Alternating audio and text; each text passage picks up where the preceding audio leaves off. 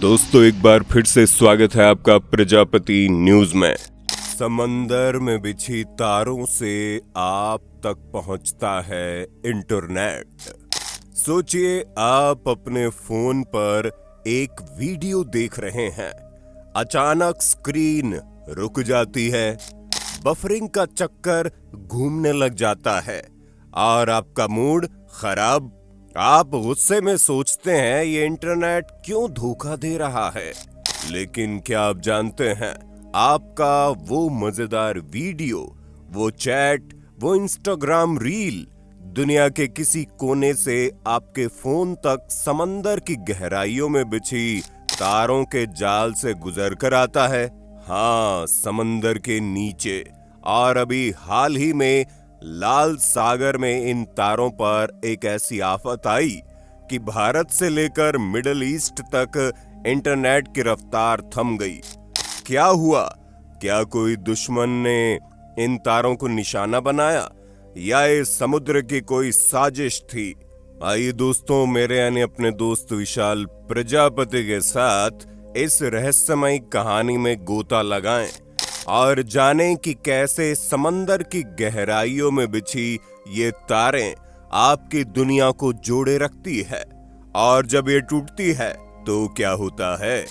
आप सुबह उठते हैं, कॉफी की चुस्की लेते हैं और फोन पर इंस्टाग्राम खोलते हैं, एक रील देखी, हंसे, दोस्त को भेज दी, या शायद आप ऑफिस में हैं, बॉस के साथ जूम कॉल पर या नेटफ्लिक्स पर कोई हॉलीवुड ब्लॉकबस्टर स्ट्रीम कर रहे हैं। लेकिन क्या कभी आपने सोचा कि ये सब इतनी तेजी से कैसे हो रहा है? आपका वो मैसेज, वो वीडियो, वो ईमेल दुनिया के किसी कोने में बैठे इंसान तक पलक झपकते ही कैसे पहुंच जाता है?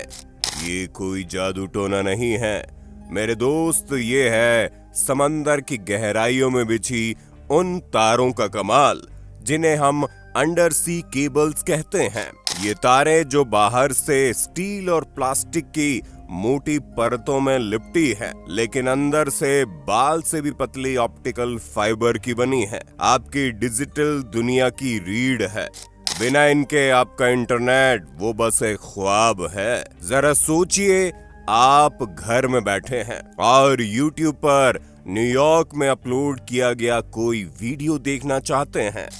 वो वीडियो किसी सर्वर में स्टोर है। सर्वर यानी एक विशाल डिजिटल लाइब्रेरी जहां अरबों वीडियो, फोटो और वेबसाइट्स की फाइलें पड़ी है। आप प्ले बटन दबाते हैं और आपका फोन उस सर्वर को चिल्लाकर कहता है, अरे वो वीडियो जल्दी भेज। लेकिन ये मैसेज हजारों मील दूर कैसे जाता है? क्या वो हवा में तैरता है, सैटेलाइट से उड़ता है? नहीं, ये समंदर की तलहटी में बिछी ऑप्टिकल फाइबर्स केबल्स के जरिए रोशनी की रफ्तार से दौड़ता है। हाँ, रोशनी, क्योंकि इन तारों में डेटा बिजली के करंट में नहीं बल्कि लाइट सिग्नल्स में बदलकर यात्रा करता है।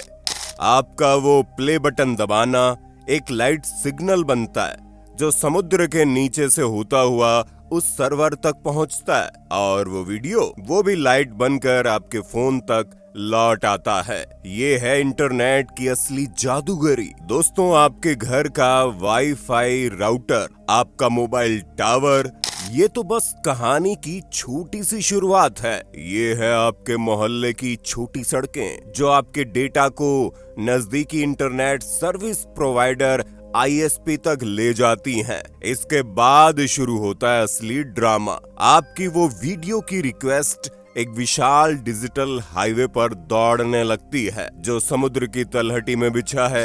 ये है अंडर सी केबल्स, डेटा की नदियां बहाने वाले विशाल पाइप्स। ये तारे इतनी पतली होती हैं कि एक बाल के बराबर, लेकिन इतनी ताकतवर कि समुद्र की गहराइयों में चट्टानों, मछलियों और जहाजों के लंगर से भी बची रहती है। दुनिया भर में करीब 14 लाख किलोमीटर लंबी अंडर सी केबल्स बिछी हुई हैं। इतनी लंबी कि अगर इन्हें सीधा कर दें तो धरती को कई बार लपेटा जा सकता है। और इन तारों से होकर गुजरता है दुनिया का 99% इंटरनेट ट्रैफिक। जी हाँ, 99%। वहीं सैटेलाइट्स तो वो बस 1% काम संभालते हैं, वो भी धीमी रफ्तार से। सैटेलाइट डेटा को अंतरिक्ष तक भेजने और वापस लाने में टाइम लगता है, लेटेंसी कहते हैं इसे। लेकिन ये केबल्स, ये लाइट की स्पीड से डेटा भेजती है। आप एक बटन दबाते हैं और लाइट सिग्नल बनकर आपका मैसेज समुद्र के तलहटी से होता हुआ हजारों मील दूर उस सर्वर तक पहुंच जाता है, और वो वीडियो, वो भी लाइट बनकर आपके फोन तक वापस आता है। ये है इंटरनेट का असली एक्सप्रेस वे। अब सवाल ये है कि ये तारे समंदर में बिछाई कैसे जाती हैं? क्या कोई स्कूबा डाइवर तार लेकर समुद्र में कूदता है? बिल्कुल नहीं। इसके लिए खास जहाज होते हैं, केबल लेइंग शिप्स। सोचिए जैसे पतंग की डोर चरखी में लिपटी होती है, वैसे इन जहाजों में विशाल चरखियों में हजारों किलोमीटर लंबी केबल्स लिपटी होती हैं। ये जहाज समंदर में धीरे धीरे बढ़ते हैं और चरखी खोलकर तार को समुद्र की तलहटी में बिछाते जाते हैं। लेकिन ये काम इतना आसान नहीं। समुद्र में चट्टानें हैं, मछलियां हैं, जहाजों के लंगर है और भूकंप का खतरा भी। इसलिए इन तारों को स्टील और प्लास्टिक की मोटी परतों में लपेटा जाता है ताकि ये हर तूफान का सामना कर पाएं। किनारों के पास जहां पानी कम गहरा होता है, इन तारों को जमीन में दबा दिया जाता है ताकि जहाजों के लंगर या मछुआरों के जाल इन्हें नुकसान न पहुंचाएं। लेकिन गहरे समुद्र का क्या? वहां ये तारे बस तलहटी पर लेटी रहती हैं, जैसे कोई शांत डिजिटल सांप। और इन तारों का अंत होता है लैंडिंग स्टेशन पर। विशाल डेटा हब्स जो मुंबई, चेन्नई, न्यूयॉर्क या लंदन जैसे शहरों में होते हैं, ये स्टेशन आपके डेटा को इकट्ठा करते हैं और सही दिशा में भेजते हैं, जैसे कोई डिजिटल ट्रैफिक पुलिस। भारत में मुंबई और चेन्नई जैसे शहरों में कई लैंडिंग स्टेशन है जो आपके डेटा को दुनिया के कोने कोने तक पहुंचाते हैं। अब आते हैं उस हादसे पर जिसने पूरी दुनिया को हिला कर रख दिया। हाल ही में लाल सागर में कुछ ऐसा हुआ कि भारत, पाकिस्तान, सऊदी अरब, यूएई और मिडिल ईस्ट के कई हिस्सों में इंटरनेट की रफ्तार थम गई, जहां समुद्र की गहराइयों में बिछी दो अहम केबल्स SMW4 यानी south east India, middle east, western Europe 4 और IME यानी India, middle east, western Europe cut गई। ये केबल्स डेटा के लिए सुपर हाईवे की तरह थी। जब ये टूटी तो डेटा को दूसरी केबल्स के जरिए भेजना पड़ा। जैसे हाईवे बंद होने पर गांव की तंग गलियों से गाड़ी निकालनी पड़ती है ना। नतीजा, internet slow, video buffer, zoom calls disconnect और आपका गुस्सा चरम पर। लेकिन ये तारें कटी कैसे? क्या ये कोई सुनियोजित साजिश थी? यमन के हूती विद्रोहियों पर शक की सुई घूमी जो लाल सागर में जहाजों पर हमले कर रहे हैं। कुछ लोग कहते हैं कि ये उनकी चाल थी ताकि इजराइल पर गाजा युद्ध खत्म करने का दबाव डाला जाए। लेकिन हूती विद्रोहियों ने हाथ खड़े कर दिए, हमने कुछ नहीं किया। दूसरी तरफ कुछ विशेषज्ञों का मानना है कि शायद किसी जहाज का लंगर गलती से इन तारों से टकरा गया। ऐसा पहले भी हुआ है। फरवरी 2024 में रूबी मार नाम का एक जहाज डूबा था और उसके लंगर ने AAE-1 और EIG केबल्स को नुकसान पहुंचाया था। लेकिन इस बार का रहस्य अभी अनसुलझा हुआ है। माइक्रोसॉफ्ट और नेट ब्लॉक्स ने पुष्टि की है कि जेदा के पास यह हादसा हुआ, लेकिन सच्चाई अभी जांच के घेरे में है। दोस्तों, जब ये केबल्स टूटती हैं तो ऐसा लगता है जैसे दुनिया की धड़कन रुक गई हो। आपका फोन बेकार, आपकी मीटिंग रुकना, आपकी ऑनलाइन शॉपिंग का पेमेंट फंसना। लेकिन इंटरनेट कंपनियां हार नहीं मानती। वो डेटा को दूसरी केबल्स के जरिए रीरूट कर देती हैं। लेकिन ये रास्ते तंग होते हैं, जैसे एक्सप्रेस वे से निकलकर कच्ची सड़कों पर आना। रफ्तार कम हो जाती है और आपका इंटरनेट स्लो हो जाता है। भारत में यही हुआ। SMW4 और IME के टूटने से डेटा को लंबे रास्तों से गुजरना पड़ा और कई जगह इंटरनेट की स्पीड आधी ही रह गई। इन तारों को ठीक करना भी कोई बच्चों का खेल नहीं। खास रिपेयर शिप्स को भेजा जाता है। रोबोट समुद्र की गहराइयों में उतरते हैं, टूटी तारों को ढूंढते हैं, उसे ऊपर खींचते हैं और फिर जोड़कर वापस तलहटी पर डाल देते हैं। लेकिन ये काम हफ्तों, कभी कभी महीनों ले सकता है। समुद्र की गहराई, तूफान और मौसम की मार इस काम को और मुश्किल बना देती है। और जब तक तार ठीक नहीं होती, आपकी दुनिया अधूरी सी रहती है। दोस्तों, लाल सागर कोई अकेला चौक पॉइंट नहीं है। दुनिया भर में कई ऐसी जगहें हैं जहां ये तारे इकट्ठे होती हैं। अटलांटिक महासागर में न्यूयॉर्क, लंदन और पेरिस को जोड़ने वाली केबल्स हैं, जैसे मारिया केबल, जिसे माइक्रोसॉफ्ट और मेटा ने बिछाया है। ये इतनी तेज हैं कि न्यूयॉर्क के शेयर बाजार से लंदन तक ऑर्डर पलक झपकते ही पहुंच जाता है। पैसिफिक महासागर में यूनिटी केबल कैलिफोर्निया को जापान से जोड़ती है। मलक्का स्ट्रेट, जो सिंगापुर के पास है, भारत और यूरोप को जोड़ने वाली केबल्स का हब है। 2022 में AAE1 केबल यहीं कटी थी, जिससे इथियोपिया और सोमालिया में इंटरनेट ठप ही हो गया था। बाल्टिक सागर में भी केबल्स हैं, जो फिनलैंड, स्वीडन और जर्मनी को जोड़ती हैं। 2024 में यहाँ 2 केबल्स कटी और शक रूस और चीन पर गया।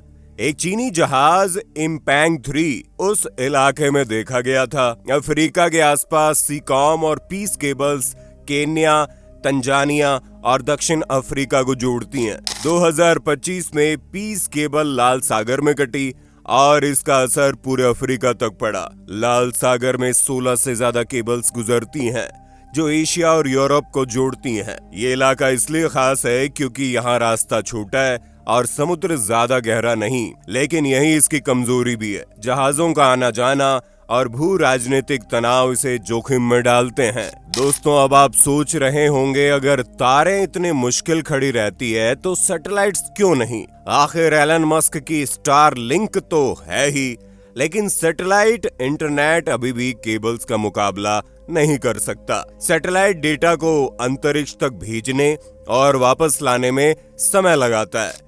लेटेंसी और डेटा की मात्रा वो भी केबल्स जितनी नहीं संभाल सकता। स्टारलिंक जैसी कंपनियां कोशिश कर रही हैं, लेकिन अभी दुनिया का 99% इंटरनेट इन तारों पर निर्भर है। सैटेलाइट्स, GPS, टीवी सिग्नल्स और कुछ खास कामों के लिए ठीक है, लेकिन इंटरनेट का असली राजा है अंडर सी केबल्स का जाल। दोस्तों, इन तारों का जाल सिर्फ टेक्नोलॉजी की बात नहीं है, ये दुनिया की अर्थव्यवस्था, संचार और युद्धों का हिस्सा है। अगर कोई देश इन तारों को निशाना बनाए तो पूरी दुनिया की इंटरनेट व्यवस्था ठप हो सकती है। लाल सागर जैसे चौक पॉइंट्स इसलिए खतरनाक हैं क्योंकि यहाँ कई केबल्स एक साथ गुजरती हैं। मलक्का स्ट्रेट, बाल्टिक सागर और अटलांटिक महासागर भी ऐसे ही जोखिम भरे इलाके हैं। 2024 में बाल्टिक सागर में केबल्स कटने की घटना ने दुनिया को चौंका दिया था और शक की सुई रूस और चीन की तरफ गई थी। लेकिन खतरा सिर्फ युद्ध या साजिश से नहीं, प्राकृतिक आपदाएं जैसे भूकंप, सुनामी या समुद्री चट्टानों का खिसकना भी इन तारों को नुकसान पहुंचा सकता है। 2006 में ताइवान के पास एक भूकंप ने कई केबल्स को तोड़ दिया था, जिससे एशिया में इंटरनेट कई हफ्तों तक प्रभावित रहा। और हाँ, मछलियां भी। जी हाँ, शार्क्स को कई बार इन तारों को काटने की कोशिश करते देखा गया है। हालांकि वैज्ञानिक अभी तक ये समझ नहीं पाए कि ऐसा क्यों होता है। दोस्तों, इन तारों का भविष्य क्या है? गूगल, माइक्रोसॉफ्ट और मेटा जैसी कंपनियां नई केबल्स बिछा रही हैं। जैसे गूगल ने हाल ही में सिंगापुर और इंडोनेशिया को अमेरिका से जोड़ने वाली केबल की घोषणा की। क्या हम इन्हें और मजबूत बना सकते हैं? क्या सैटेलाइट्स भविष्य में इनका स्थान ले पाएंगे, या फिर समुद्र की गहराइयों में बिछा ये जाल हमेशा हमारी दुनिया को जोड़े रखेगा? और अगर कोई देश या समूह इन तारों को जानबूझकर निशाना बनाए तो क्या होगा?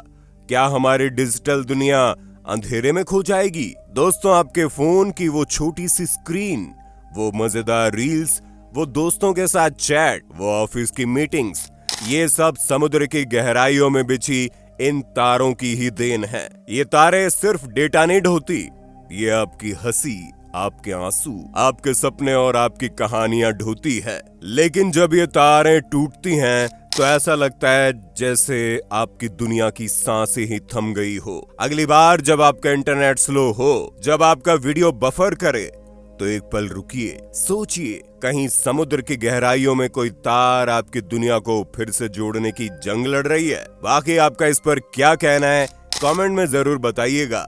और इसी तरह की वीडियोस को देखते रहने के लिए चैनल को लाइक, शेयर, सब्सक्राइब जरूर करना। धन्यवाद, खुदा हाफिज, अलविदा। दोस्तों, आपकी स्क्रीन पे 2 और वीडियोस दिख रही हैं, जिसे देखने के लिए आप इस स्क्रीन पर क्लिक करें। दोनों देखिएगा, बहुत अच्छी वीडियो बनी है।